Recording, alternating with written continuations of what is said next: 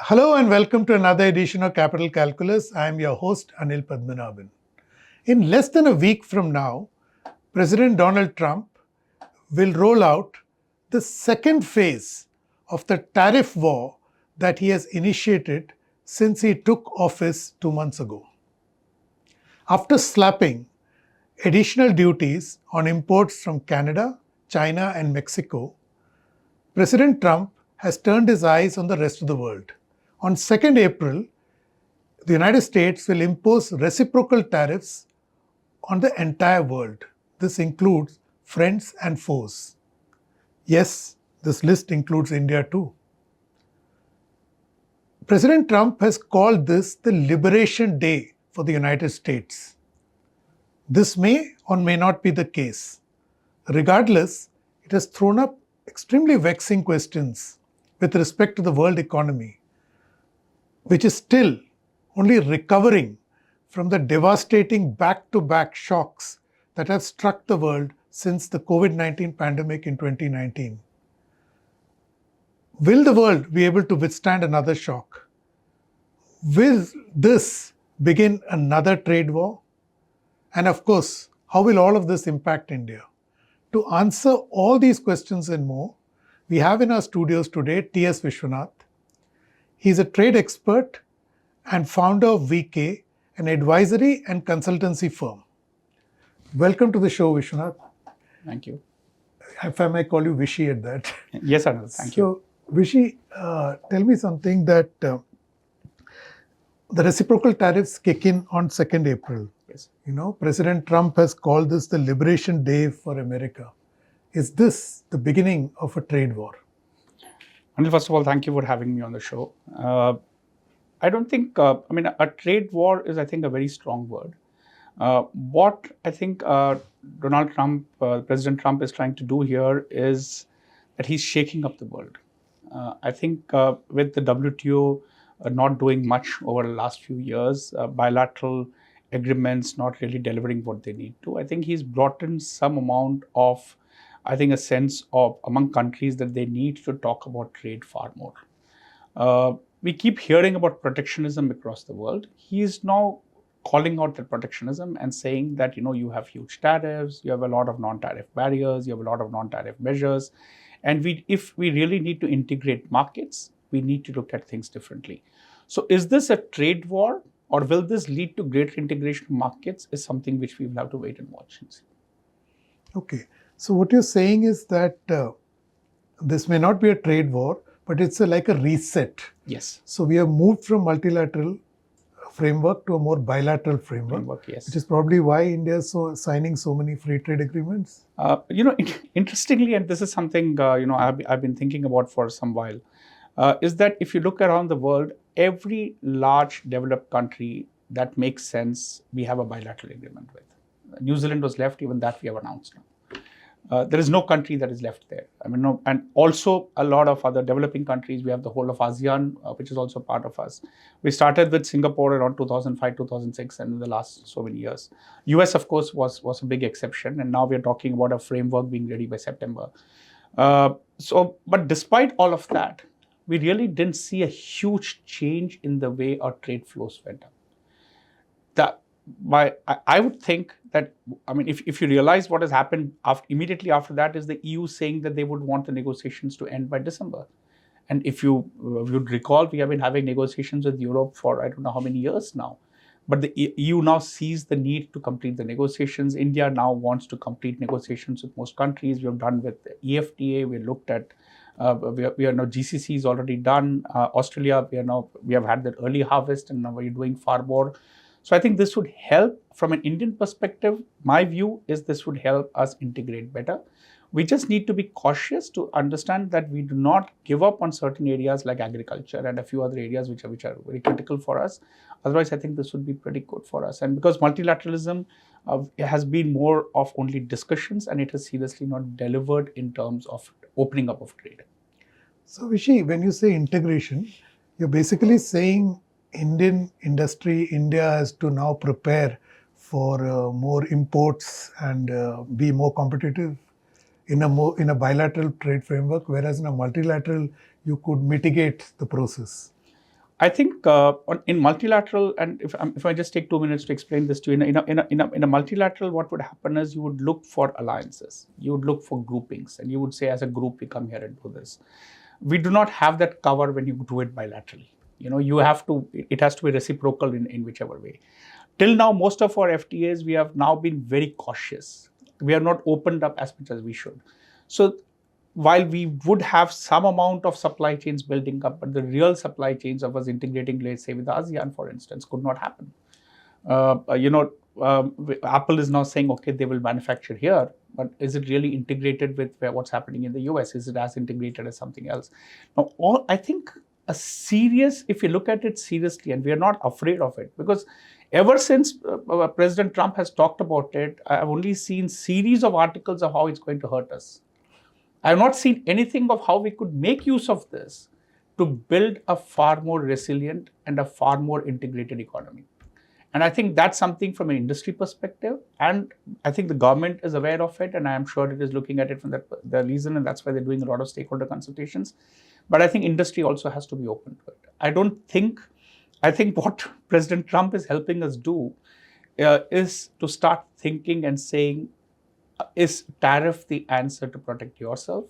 Or is it about building competitiveness through other means? That is, to increasing the quality of your product, to ensuring that the cost of your products are not very expensive, and you're able to manage that.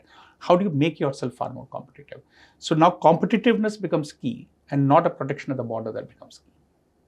Oh, fascinating. We'll come back to this, because I just want to flesh this out more. But let's stay on Liberation Day, as President Trump calls it. Now, markets are spooked, financial markets. Best example is gold. It's hit a lifetime high of $3,000 per troy ounce, and it is now likely to go up to $3,100. And I saw an interview with Yardini, who was saying it could be $6,000 per troy ounce by 2030. So it's telling us something about the state of the global economy, geopolitics and all. Now, will this shock roil the global economy? There is a possibility that there would be, in the coming few months, maybe for a year, there could be some amount of a shock that will happen. But I think slowly things will settle down. I hope the markets will pardon me for saying that, but I think it's reasonably fickle. It goes up one day, comes down the next day, and they're not necessarily very strong reasons for it to happen. But the fact is that this is not something, we should not look at the market to see how will the trade benefit. The markets, I think, have a very different dynamics to look at. And I think bilateral trade, multilateral trade, trade between different nations should not be something where we look at the market and say, oh, should we open up or not open up because the markets are not reacting the way it is. As all of us have realized that, we have a budget, we think it's a great budget. The next day you see the markets are going down. Then things settle down as it goes down. I think the markets will also settle down.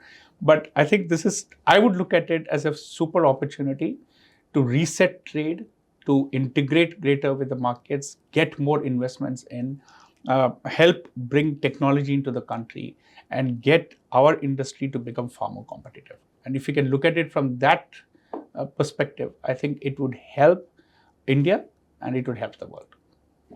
So you don't believe the world economy is going to get impacted by this kind of, whatever you call it, reset, trade war, whatever we call it? I don't think the world economy per se would get impacted. It will get impacted in a very different way. As I said, there could be some, in the short time, there could be some impact and you see something happening. I think it is not like the war in Ukraine. It is not what's happening in West Asia.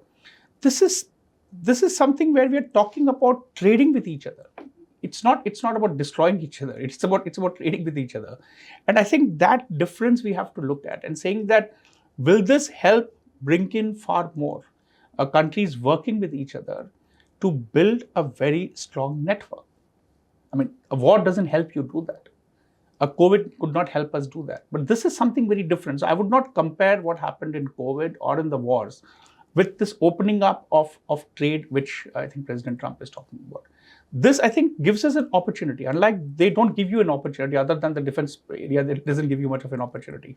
But here, I think there's an opportunity to build. And I think we should look at it from that perspective. So, Vishy, if I have understood you right, you're actually saying this is good for free trade. This is not going to create protectionism?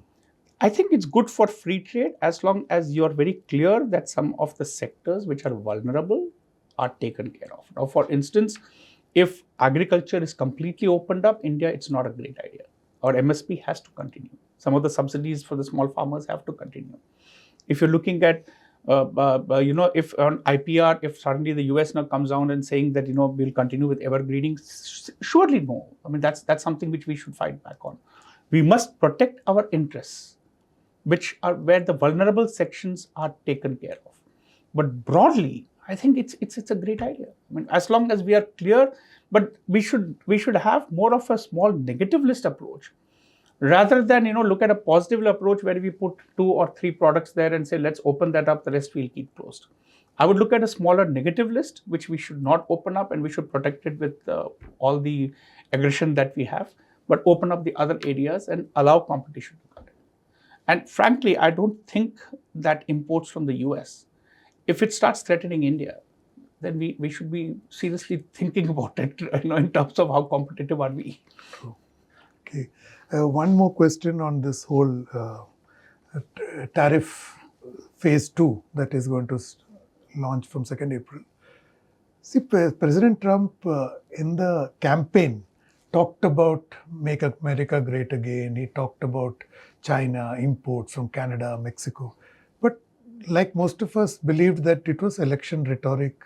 You did this to win the election and win the hearts of the heartland of America. But he has stuck to it as a plan. And in office, he has what we are now increasingly calling weaponization of tariffs.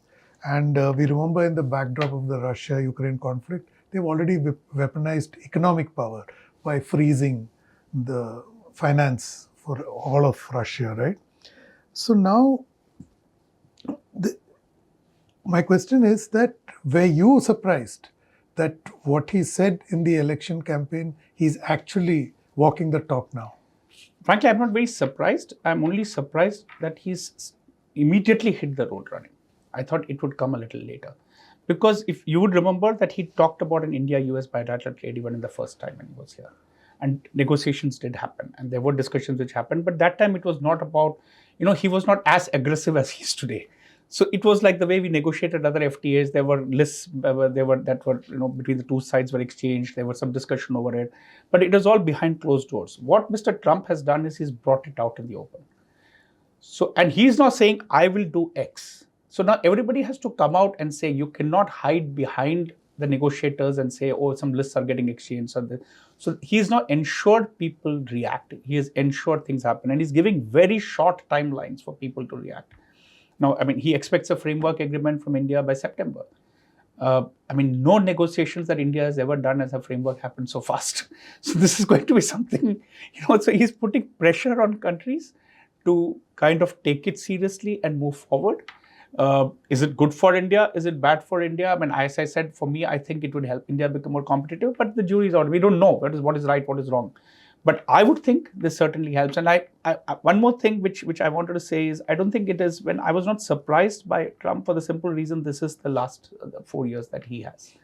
And knowing Mr. Trump, I think he wants a legacy to be there. And this was the best way to do it, to say that I've opened up world trade, I've opened up markets for America, I've brought manufacturing back into America. Does it really happen in 4 years? I don't know, but he may set the ball rolling. And if he does that, then surely he will get what he wants. Okay. So in the interim, will reciprocal tariffs impact India? It will, surely, in a very different way, because it won't be business as usual. Now companies are thinking about what it is. I'll give you a very small example of a product which you may have never heard of. These are called grinding media balls. Okay, these are used, these are put under a steel and iron tariff, but they are not. They are made from scrap steel and things like that. And so it actually meets the sustainability, which of course Mr. Trump doesn't bother about, but it does meet the sustainability standards that it should be meeting. And it again is going to face huge tariffs in terms of it. So there's one Indian company which manufactures it, and it is among the leading in the world. They are used in those huge machines which are used for grinding minerals, and they're right at the site, or for making cement and for making other things. Now, that company, if you ask them, and if you ask that manufacturers of those products, they are not worried about these tariffs at all. They're saying we are technologically advanced. We are one of the best in India. So we are happy if we have to give zero duty to allow them, because there's no US imports which can seriously start coming. So I'm giving you a very small example of a product. But I think that's how, if Indian industry starts viewing, saying that we are so advanced, we are doing so well, we are not worried about any imports coming in. We are happy to give you zero duty as long as we have zero duty access on the other side. It can't happen with every product, I understand. So we need to balance it and see which of those products which can actually do it. Okay, so what you're saying is what India imports is not what US exports. Not necessarily. And what we export is not what they import. Okay. You look at the export basket. Okay. So tell me something, Vishy, that what about the MSME sector? Because they're a key part of our export strategy in outsourcing and various elements. They are part of the supply chain. So how do you see the MSME sector coping with this kind of another shock? They would seriously need support. They would seriously need support. They would need support in terms of helping them access technology, access finance. And I think, and that's exactly what I mean by saying what Mr. Trump is doing will actually help us action it. Till now, we have been talking about it. We haven't done much. Now there is pressure on us to do that. If you help an MSME access technology, if you help MSME access finance, it's not that the MSME can't compete. I mean, the company which I'm talking about, which makes these grinding media balls, is also an MSME. But so it is about finding those products where and getting the access to technology, access to finance. We have the MSME ministry. Every state has an MSME department. But what is it exactly they're doing? Now they will be under pressure. They will now have to ensure that if employment has to continue, the MSMEs have to get far more finance, easy finance to fund their projects, and more importantly, for access to technology. It is not just about giving them money to go and put up a kind of a show in Dubai or in any other country and say we have these products to sell. I think this will require a far greater way the government will have to now work and say this is how the MSMEs can become far more competitive. And we may have to give up on some MSMEs. Some of the areas of MSME we have to move. I mean, it's very early to say which ones they are. But I think we must focus on ones where we can be competitive. So making from a matchstick to a nuclear reactor may not be something which every country can do. But I think a country like India can afford to do majority of what it is doing. So tell me that when we are looking at this MSME sector, from all that you said, it's clearly the spotlight has to be on them, and we know that they contribute, I think, about 40% of GDP, 60% of employment. Yes. So they are an economic entity Yes. which has to be protected. So would you recommend, given these exceptional circumstances created by the spotlight President Trump has put on tariffs and thereby impacting India, does it make sense for the government to actually come up with a special session or budget or some kind of policy statement which galvanizes all the stakeholders like RBI, banks, who need to move and generate finance, facilitate transfer of technology and all this? Anil, I don't know about a session, but a policy surely. And I think we need a serious focus at the highest level on MSMEs to ensure, and the ministry has to be given far more weightage than what it is given today. We have to realize that they have to now make things happen there. So the two ministries, one I think we already have a heavyweight there in agriculture, but I think MSME also we need to bring in at the highest level we need to bring in people there and ensure that there is a policy which has a clear timeline of by when you want to make them competitive. One thing which we must look at is in the last 3 to 4 years, driven by, I think, the PMO itself and the Commerce and Industry Ministry and the Consumer Affairs, we have now come up with the quality control orders, where we have now improved the standards across over to 3,000 to 4,000 different products. That impacts MSMEs too. Why did we do that? We did that to say that we will be at par with global standards. So the product that you and I buy would be equal to a global standard. So it's not, while many people thought it was a non-tariff barrier for imports, it was not just a non-tariff measure for imports.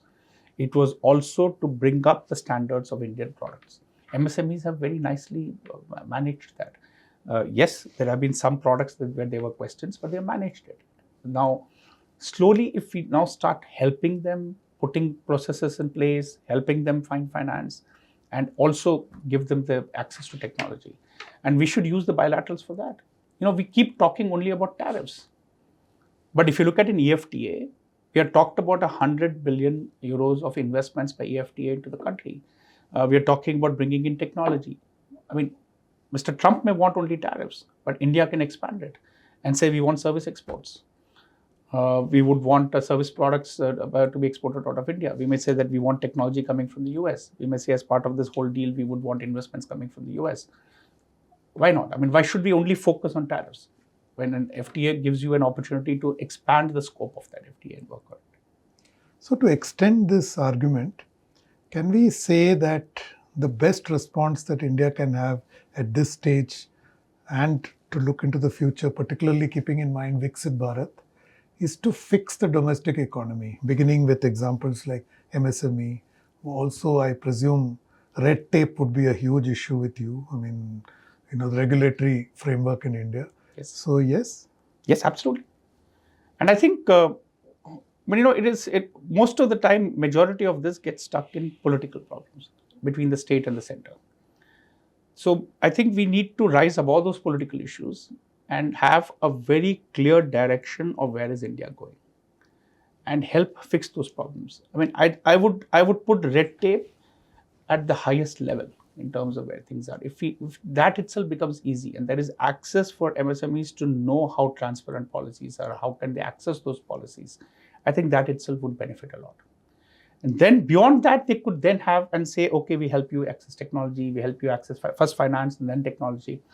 I think but we must have a coordinated approach between the center and the states, which today I would think is not very clear in terms of where they're going. And MSMEs require that because MSMEs are as dependent on the state government as they are on the central government. So just having a policy of the central government is not going to work. So thanks, Vishy. We'll stop at that great note to say that, the best defense is to have a strong domestic economy. You heard Vishy, or Vishwanath, as he's officially known as, that he has shined a very interesting spotlight on this whole Trump tariff threat as we saw it before the conversation we had with him. Vishy says that this has actually to be viewed as an opportunity and not a challenge. And you heard him at the end that he says that India needs to fix long overdue challenges like red tape, which is Babugiri. I mean, we all face it in our daily lives. Target the MSME sector, which is a big economic entity in this country, but has never got its due, including the way it is framed in the cabinet. It's not given the powers that, say, Ministry of Finance is given. So keeping all this in mind, if I had to sum up this conversation today, it is basically the best defense against Trump tariffs or global challenges is a domestic economy. And in this, India has to begin yesterday and not tomorrow. Thank you for watching. Don't forget to subscribe to StratNewsGlobal.Tech on YouTube. Hit the bell icon so that you don't miss any updates. And please, to share your thoughts, ideas and suggestions with us, I'm available on Twitter at Capital Calculus. I'll be back next week with another episode. Till then, stay safe.